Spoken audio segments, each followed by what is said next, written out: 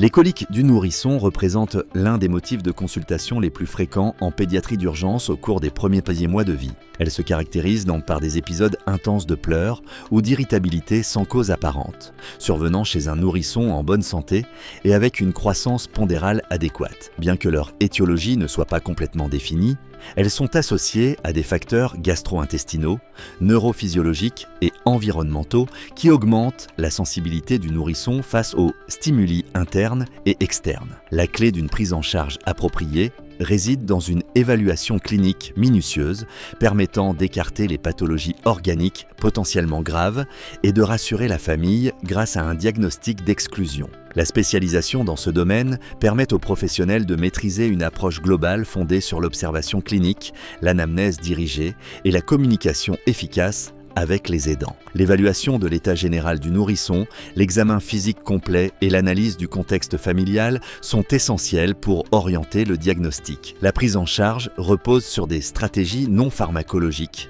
telles que les mesures de contention, le massage abdominal, les changements de position et l'éducation parentale. L'utilisation de médicaments n'est pas recommandée de façon systématique en raison du manque de preuves solides quant à leur efficacité et du risque d'effets indésirables inutiles. La formation à la prise en charge des coliques du nourrisson va au-delà du simple soulagement des pleurs. Elle implique la compréhension de la dimension émotionnelle de ce tableau clinique et de son impact sur la relation entre l'enfant et son entourage. Savoir accompagner une famille épuisée, identifier les signes d'alerte évoquant une autre pathologie et transmettre un sentiment de sécurité fondé sur des connaissances scientifiques solides sont des compétences qui distinguent le professionnel expert. Dans ce contexte, l'excellence clinique réside non seulement dans la capacité à intervenir, mais aussi dans celle à savoir quand ne pas le faire, en promouvant des soins pédiatriques responsables qui protègent le nourrisson et responsabilisant les aidants grâce à une éducation efficace et humanisée.